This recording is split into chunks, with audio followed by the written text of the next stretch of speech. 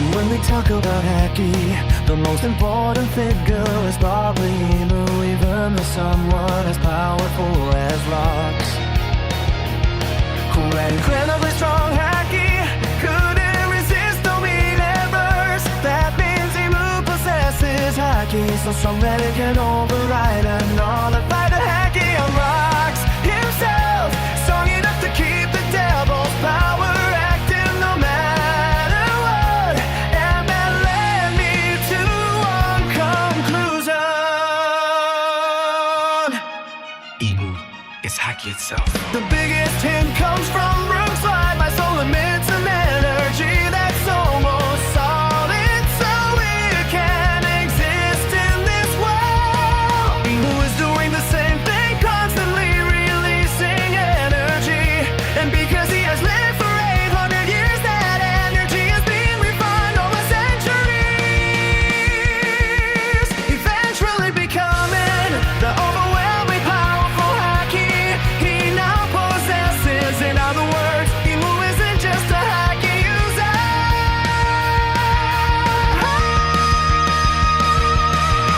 His very existence has become Haki.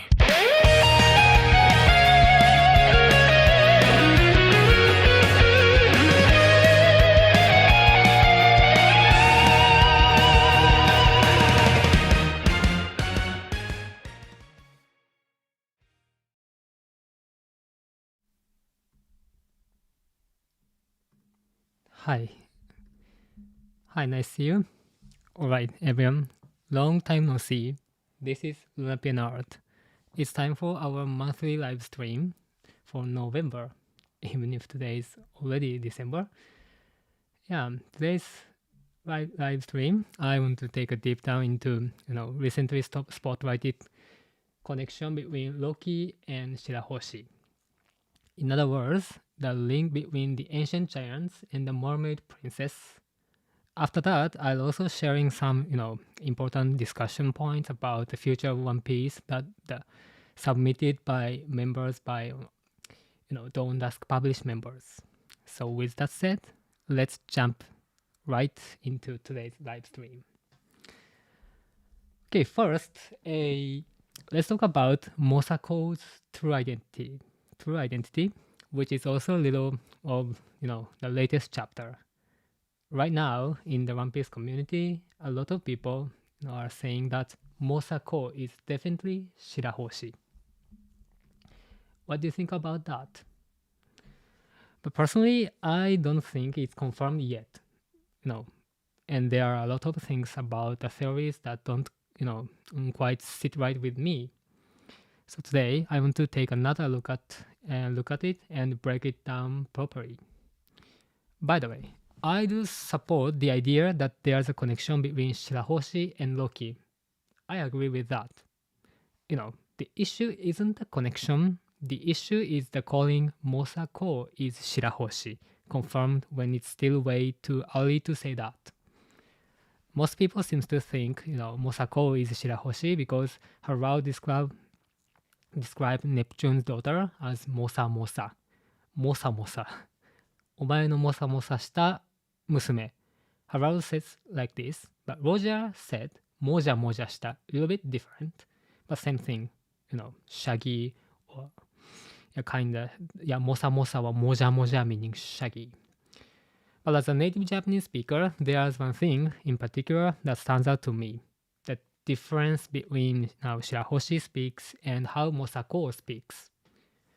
Shirahoshi ends most, her lines with phrase like moshimasu or irashaimasu. These extremely, polite honorific forms. Polite to the point of sounding unnatural, because she used too much this kind of honorific form in Japanese keigo. The polite to point of sounding unnatural because she overuses them in One Piece manga. And then out of nowhere she'll drop a childish line like type じゃないんです the one she said to the nobles at the Marijoa.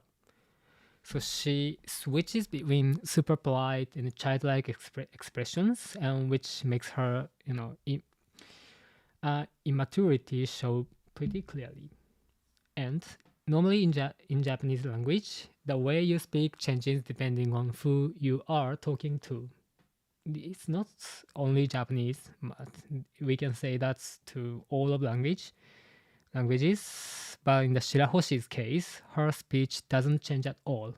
She talks the same way to her father and her three brothers.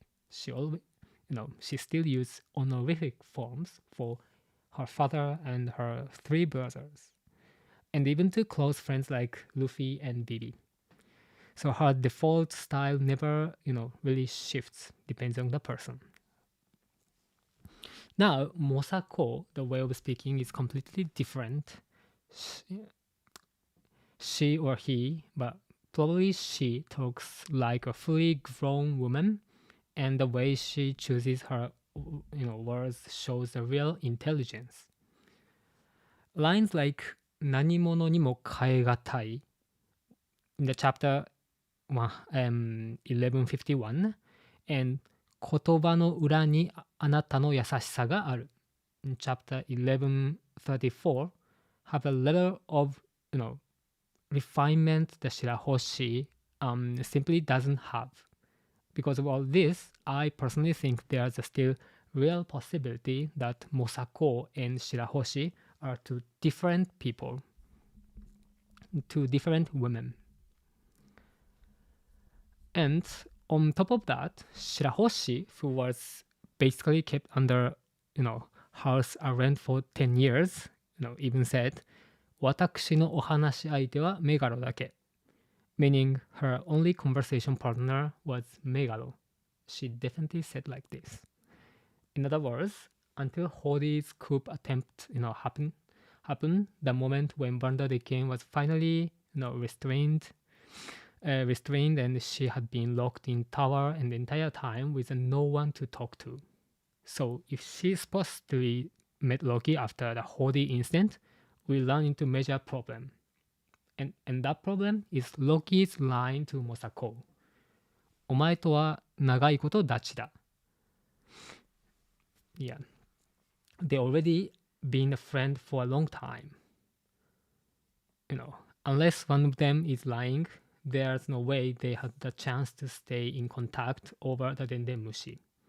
And Shirahoshi herself says, things like to Luffy, 私今まで誰からも怒られたことありませんのに No one angry at me. And she has actually talked with Loki before, knowing, Luffy and Loki's personality. He definitely would have used, harsher or more direct languages from the beginning. So it really feels like idea that Mosako is Shirahoshi doesn't quite add up. What do you think about that? And if it's possible, I want to know in your opinion or One Piece community's opinion. And putting Mosako's identity aside for the moment, I do think the connection between Shirahoshi and Loki is something we'll definitely see more of in the future. The two persons is more important, together. The latest chapter, Neptune and Harold even joked about their children getting married. Loki, even though he spent his shared childhood in the underworld, grew up in the place where the Adam tree stands tall. Meanwhile, Shirahoshi was born into Fishman Island, located deep enough that roots of Sunlight Tree Eve can reach it. In other words, Adam and Eve's symbolism is being expressed through these two characters, Shirahoshi and Loki.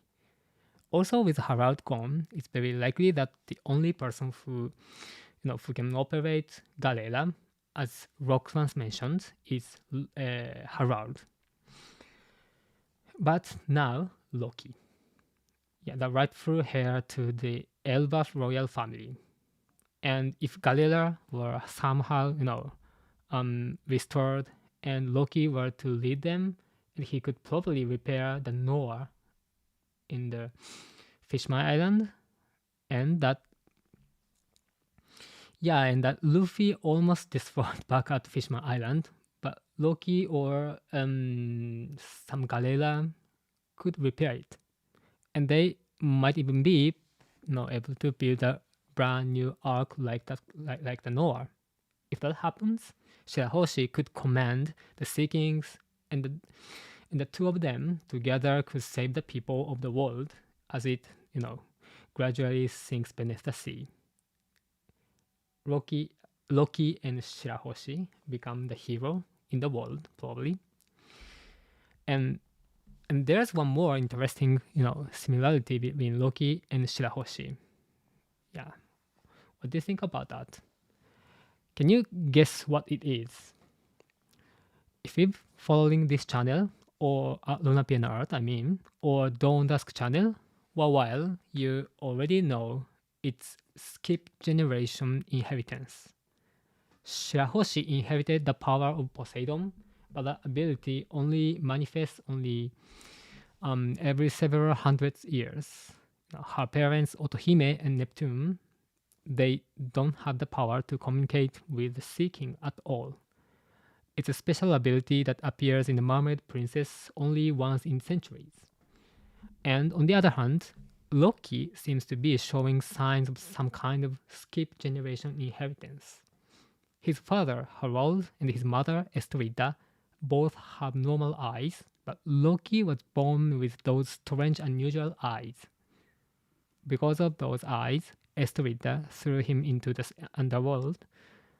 Yeah, but that trait might actually be the rare ability that appears only once every several centuries in the Prince of Elbaf royal family, just like Shirahoshi.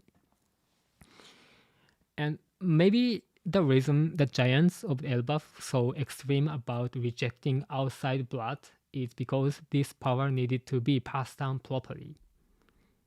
So the royal family, royal Elbaf family may have strictly limited marriage to, within Elbaf to preserve that rare ability. And by the way, since One Piece, released every week, I always post articles where I translate and explain the series from the perspective of someone reading the Japanese version. And I got a few comments from members that I'd like to share with here. And I share these articles every week. The people who are signed up for my LunaPienArt membership, but that one is priced higher. So on my Dawn Dusk publishing page, I offer the same, content for half price. So feel free to come check it out if you're interested. So right now there are only five membership probably. Yeah, I'm not sure. Yeah. Yes, 5 membership spots left. So if you're curious, make sure to come early. Anyway, yeah, that's why I think, Loki and the Shirahoshi's, their communication would be important in the future. Okay, and probably I'll show you some members here. Fire Falco, thank you so much, Fire Falco. And his comment is, in the couple other series I enjoyed a lot, First World One Piece would have been Modern Society Today. I wouldn't name either of them here, as it spoils the majority of each story up until the reveal near the end of their runs respectively. So this lineup probably close up with what I've seen, what I've been thinking too. I also believe that the original world One Piece was a society that have developed to about the same level civilization as our 21st century, 21st century world. And when you consider things like mother flame and the existence of devil fruits, it even feel like they may have surpassed our level of technology. Japan is known for being gaming powerhouse, and there are quite a few games where story reveals that long before the era of the protagonist we are controlling now, there once existed a society similar to our own 21st century. This is common story. Personally, big example for me was Xenogears, a PlayStation 2 era game which features the exact kind of setup. So it's super exciting idea, and since One Piece has already confirmed that the world has been destroyed twice. First world, the second world is already have been destroyed. It's almost certain that there was a one civilization equal to or even beyond ours. And among those ancient civilizations, it's very possible that Elbaf, the land of the giants, was actually the center of the world. Elbaf has structures dating back 3,000 years. That 3,000-year-old era is, probably what One Piece would call the first world. And even back then, Elbaf seems to have had an advanced civilization, as Lilith mentioned in the Elbaf arc. After that first world collapse, the one that developed next, the second world, including Void Century, was likely led by the golden city of Shandora. The Shandora is said to have flourished around 1,100 years ago. And then, of course, there's the massive kingdom erased from history during the Void Century. This so-called Kyodai na Okoku, when translated as ancient kingdom in English, but literally means giant kingdom. Kyodai na Okoku is literally means ancient kingdom. Taken at first value in Japanese, Kyodai really might mean physically giant, a kingdom like Elbaf itself. By the way, in chapter 1166, Harold goes alone to Marineford and apologies for everything the giants have up until now. And the line I really want to highlight is this one. 1000年分の償いをさせてくれ. This means the giants have been terrifying the people of the world, not just since the Void Century began, but starting another 100 years before that. And that brings us to back the Shamrock's line. 大昔この世界を制圧していた凶暴なエルバフの戦士たち. The question has always been, when exactly was this? But based on this context, it was probably between 1,000 years ago and 800 years ago, the period from the Second World to the end of the Void Century. So 1,000 years ago, meaning the era we call the Second World, the new world may have been a civilization centered around Elbaf. And during that time, Elbaf likely had both the ancient giants race and the Galera giants. From all of this, it makes sense that no one in the world back then could stand up to Elbaf giants. So when we don't overlook Zunisha also, whom I mentioned earlier, Zunisha, earlier videos, and Zunisha carries the Mokomo dukedom on his back, and that nation has a 1,000 years history. So the Minks likely developed their civilization on Zunisha's back during the same period when the giants began rampaging. So we don't know whether the Red Line or the Calm Belt existed 1,000 years ago, but we do know that the region corresponding to the first half of today's Grand Line, the Golden City Shandora, was flourishing, and Shandora City has massive golden bell. If you compare it with the Ox Bell, the one that used to mount it on the ancient warships, the size difference is crazy. So, and if you have the manga handy, go take a look at the pattern engraved around the Shandora's bell, golden bell. Don't they look familiar?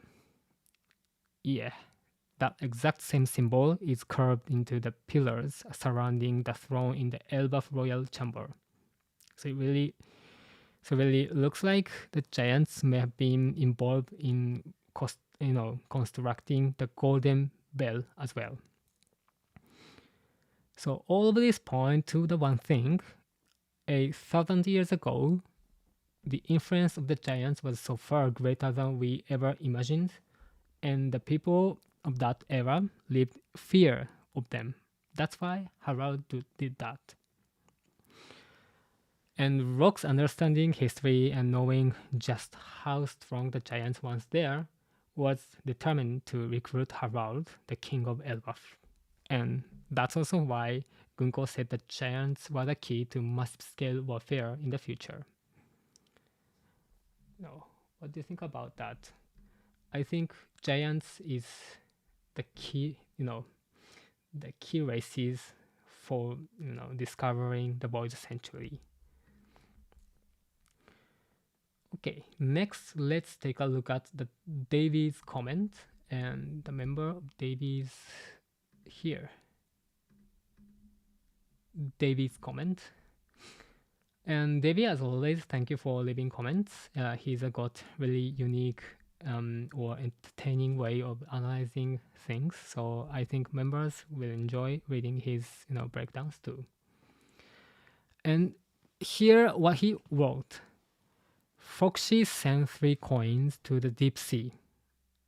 Pay Davy's debt to break the curse, or use the gold to build an Arc Maxim.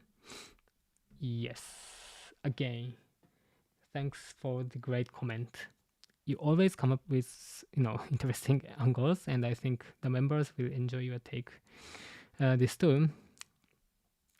Anyway, thinking of the Davy Back fight coin, Davy Back fight coin toss as throwing coins toward the sea to repay Davy Jones is really cool interruption, I think. And it actually lines up with something. The only reason a game like Davy Back Fight could exist in the first place is because the pirates, in the current era, genuinely believe the legend that Davy Jones is alive in the deep sea, as Robin mentioned. And in the world of One Piece, myth and stories always have original source behind them.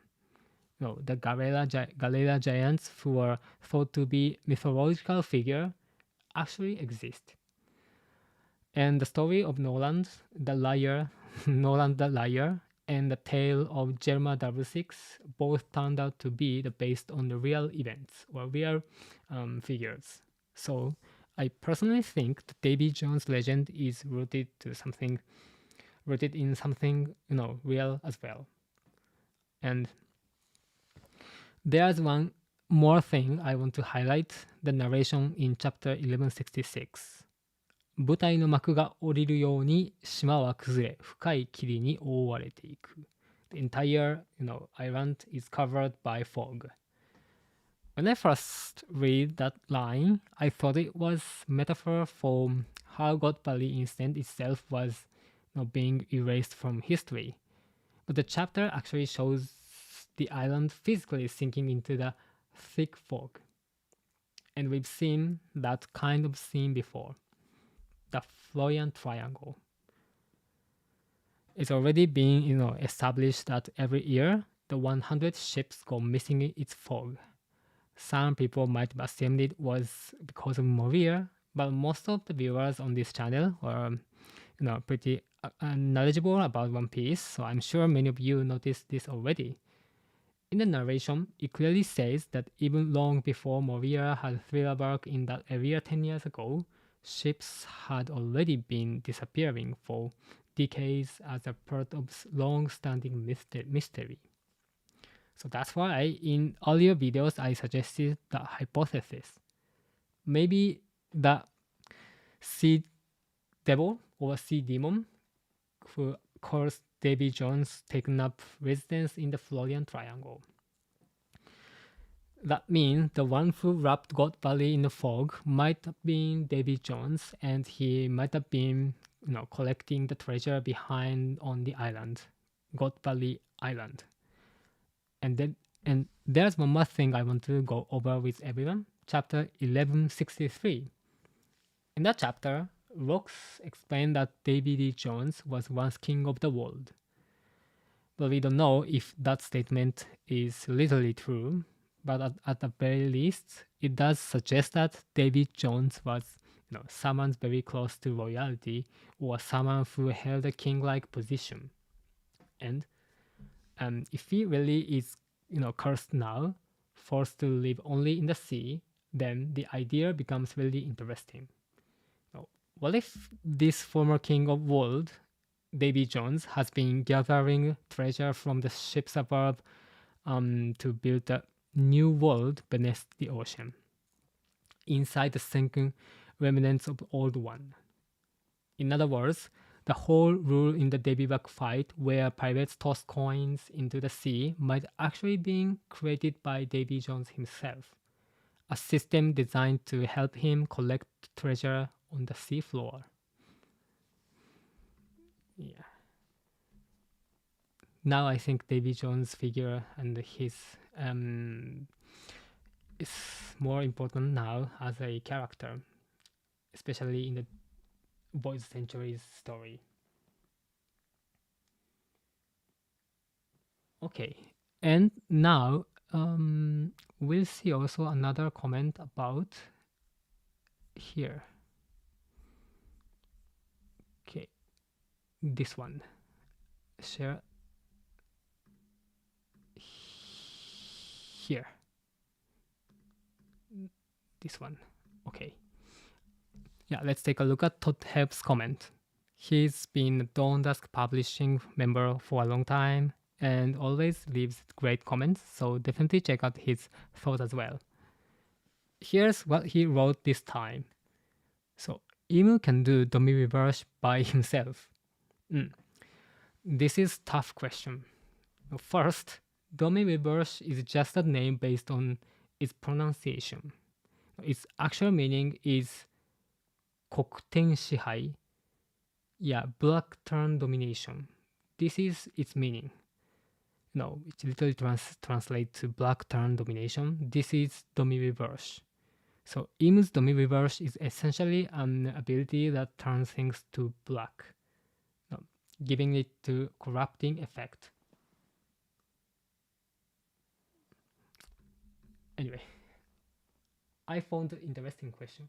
Do you think Mosako is a revolutionary army if she actually isn't Shirahoshi? Yeah, that's interesting. Yeah, I'm just planning to make a video about who is actually Mosako. Yeah, I have several idea for Mosako right now if she isn't Shirahoshi. Yeah, just take a minute. But yeah, that's interesting idea if she is a Revolutionary Army's member. Yeah, that's good point. I think I like this point of view. Anyway, now I'm sorry, we are talking about Domi reverse. Yeah, Domi reverse, its literal meaning is black turn domination. So of course, it's impossible to categorize every character nearly into good character or evil character, yeah, as I mentioned earlier video. So the definition gets tricky. But if you are asking whether using Domi reverse on Imu himself would reveal some kind of pure or original form, that's questionable. Yeah, that's questionable. If anything, it feels more likely that Joy Boy, who when he was a Nika, I mean, technically he has Nika's Devil Fruit, used opposite ability, something like Shiroten Kaiho, which means white turn liberation, to bring allies, who had been transformed by the reverse back to normal, black to white, or turning into Nika's form. So far, every depiction of the reverse shows characters flipping from white to black, exactly like Othello pieces, reverse pieces, and they end up drawn, with this black and devil-like appearance. And once they are affected by it, they basically start acting under Im's command, Im's control. But it even seems like their original personality get overwritten. Yeah. And the line that explains this best is Im says, during the devil contract scene. 主の一定の寿命と引き換えに exchanging a certain life of you 不死の体と常ならざる腕力を与える I'll give you undying body and overwhelmingly power I mean arm strong ムーの支配のもと理性と常識は主を縛らぬ、under Moo's control, your rhythm don't bend you.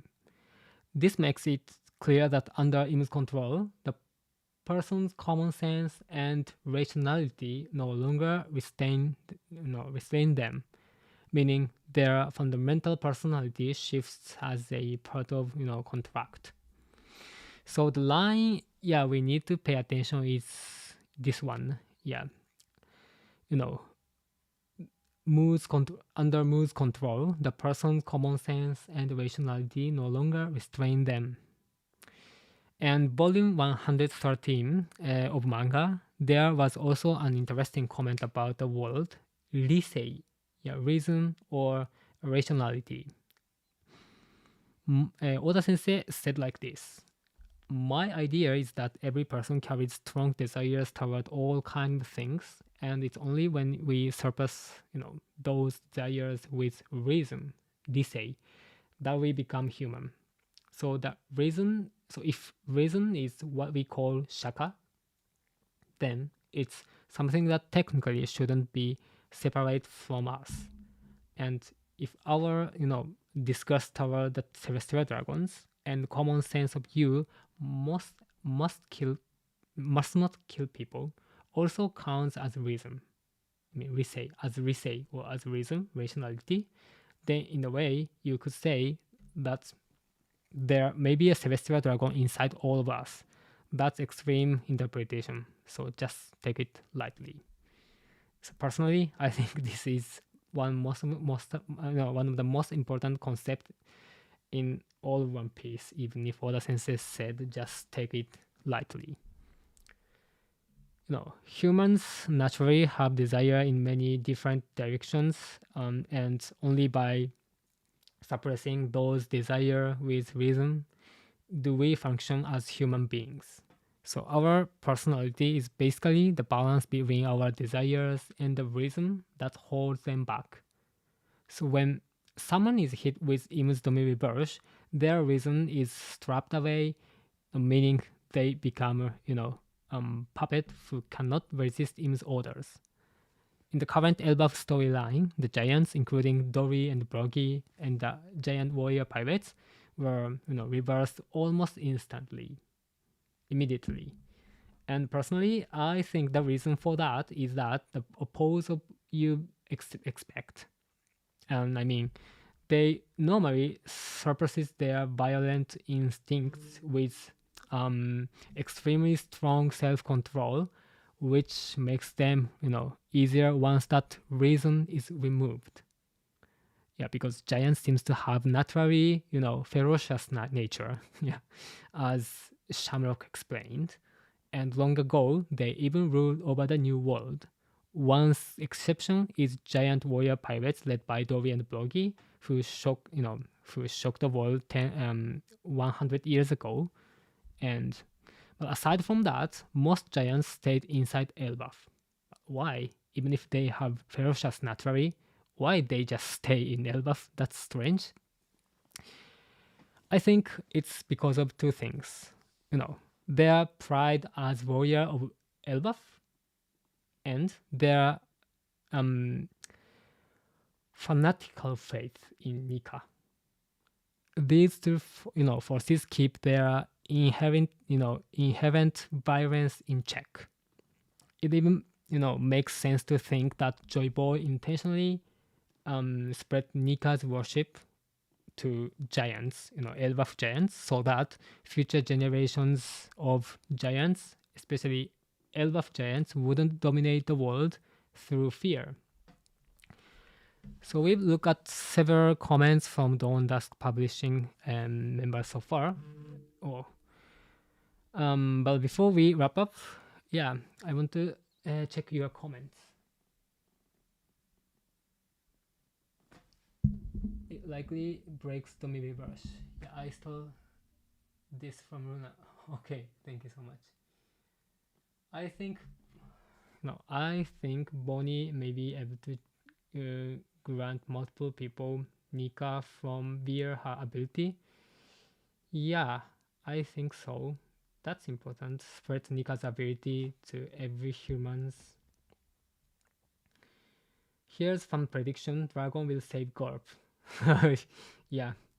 I want to see the scene where Dragon will save Gorp, and I want to see their conversation together. Yeah, it would be fun. Yeah, and today's topic is almost I just talked about. If you have any question, just send me the message. But one thing I want to talk with you now. I've looked at several comments from Dawn Dusk Publishing members so far, but before we wrap up, I want to talk about a message I received on Instagram. And the Instagram message is here. Yeah, the message says something like this: you keep making One Piece videos constantly, and it seems like you are doing another translation work too. How do you stay motivated with so much on your plate? Have you ever felt like giving up? Of course, especially some several YouTubers attacking me. My motivation is really decreased, and I was almost giving up.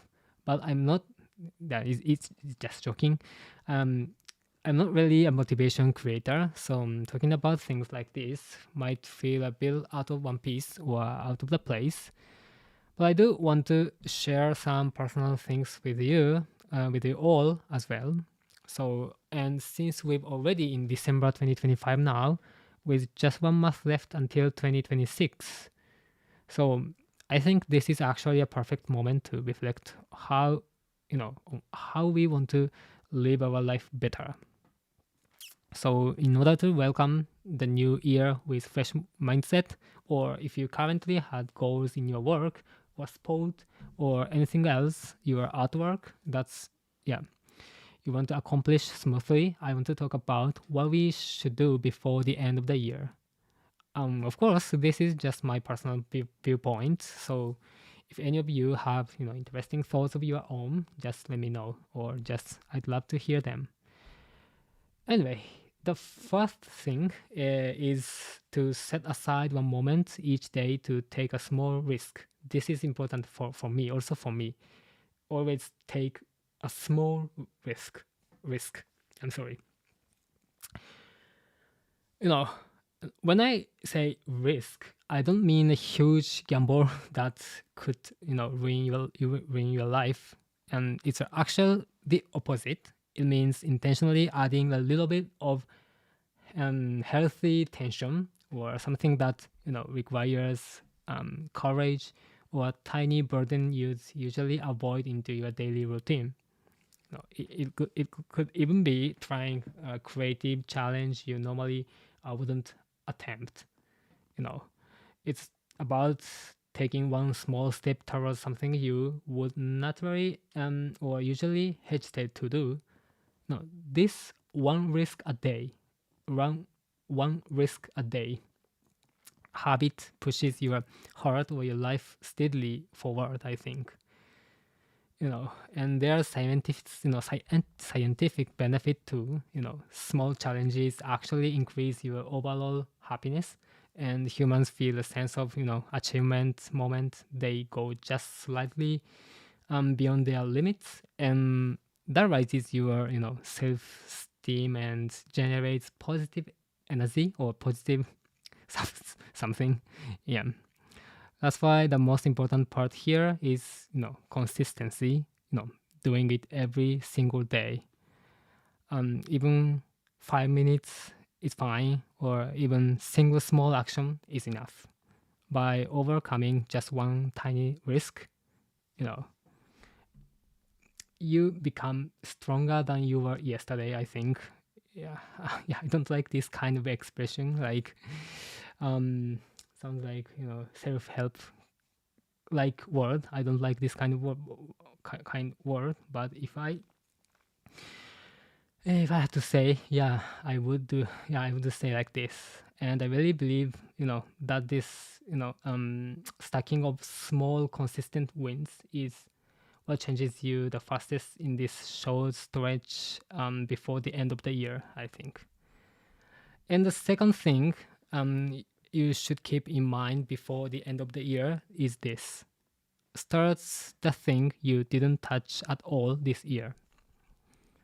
No, something you've been thinking about for a long time but never reached for.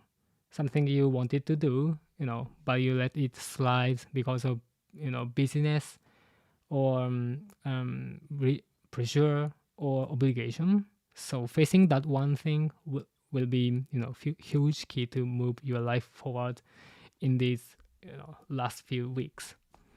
The first step is to identify what you truly wanted to do. Not something someone told you to do, not something for praise or approval, but something that, moves your heart purely out of interest, I think. Choose one thing and you genuinely wanted to do, and to do that, you need to, create some distance from your sense of obligation and shift your focus from I have to do this too. I want to try this. For me, I used to make music as a hobby, but this year I didn't touch it at all. So this month I'm planning to make a few tracks again, and I might even use them as background music for Dawn Dusk video and Dawn Dusk channel. So next thing you need is strategic approach, and also for me I need strategic approach to accomplish it. So if you start purely on emotion, most people end up quitting after 3 days or 4 days. That's why you absolutely need a concrete plan here. When will you do it? When will you do it, or where will you do it, or how long will you spend, and what exactly will you do? Just deciding those things, lowers the barrier to action dramatically. Yeah. And from there, the key is turn it into a habit. You don't need a huge challenge, or what you need is to start with one small step. Yeah, try just 5 minutes, as I said, and read just one page, and can be tiny. That only this kind of rule is to keep going. Yeah, that's steady continuation is what eventually turns into real results before you even realize it. Yeah. Personally, there are still a lot more things I think we should do before the end of the year, but it's getting late, so I'm going to wrap things up here for today about this topic. And if you have your goal, and if you have any goal and or another thing you have to do, just let me know. Yeah.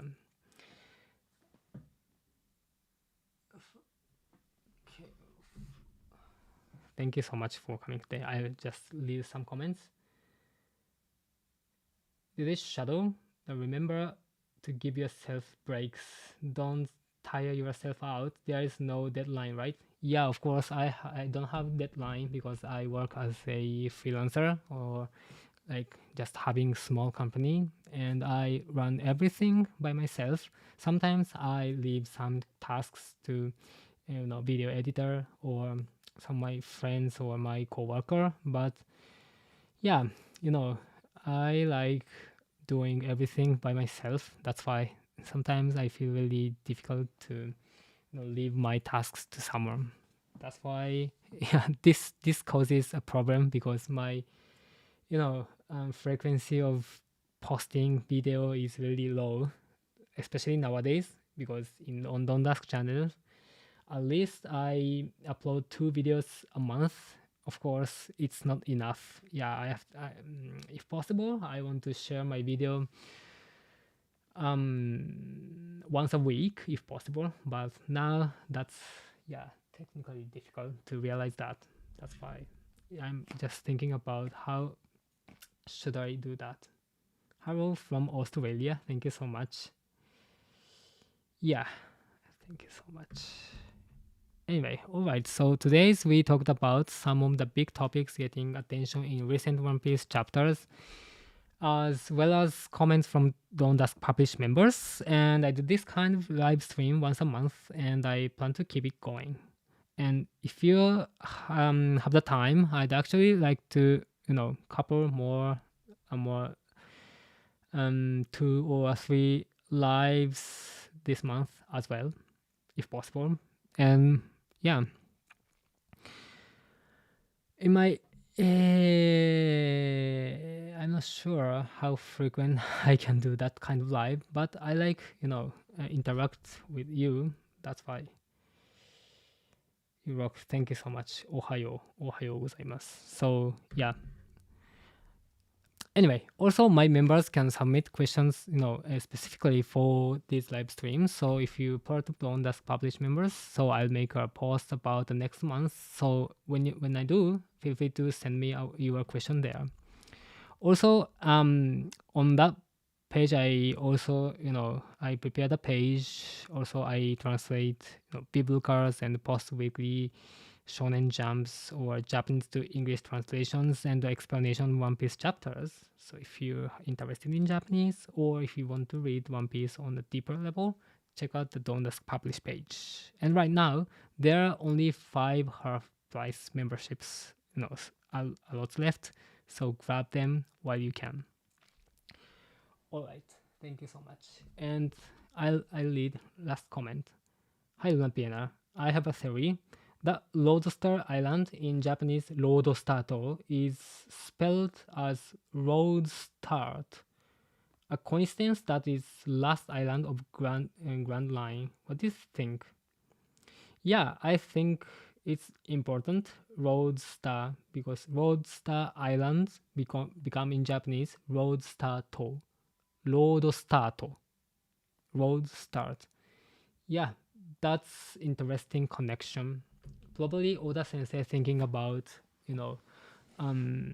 reverse something, because Roadstar, the Roadstar Island is situated right before Reverse Mountain, and Reverse Mountain's naming is key, I think.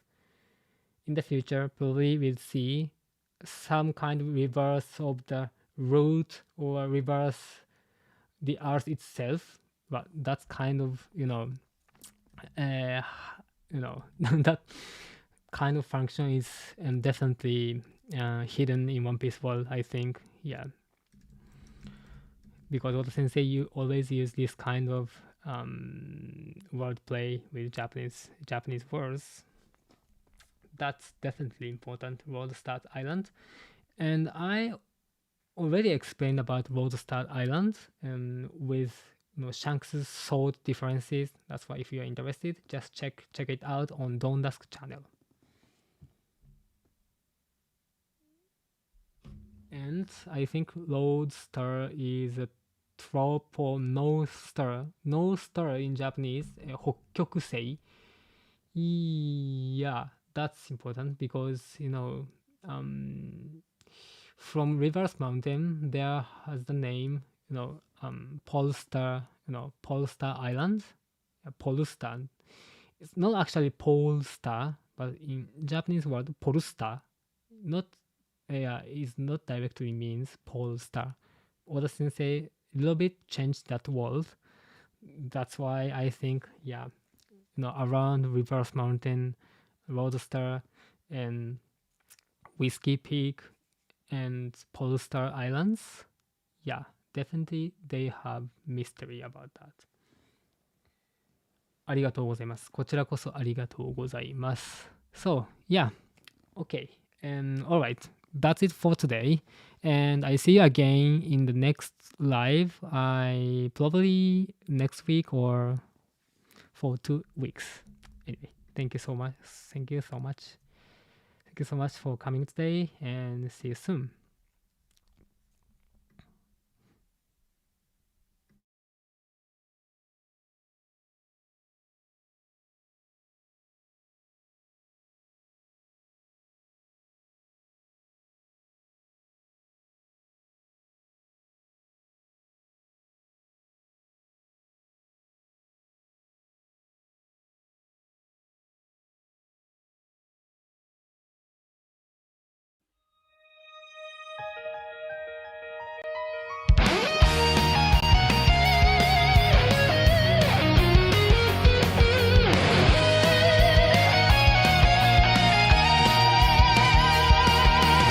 And when we talk about Haki, the most important figure is probably Emu, even though someone as powerful as rocks. Cool and incredibly strong Haki couldn't resist the universe. That means Emu possesses Haki, so strong that it can override and nullify the Haki on rocks himself. Strong enough to keep the devil's power active no matter what. And that led me to one conclusion. Emu is Haki itself. The biggest hint comes from Rook's slide. My soul emits an energy that's almost solid, so it can exist in this world. Who is doing the same thing, constantly releasing energy. And because he has lived for 800 years, that energy has been refined over centuries, eventually becoming the overwhelming powerful Haki he now possesses. In other words, Emu isn't just a Haki user.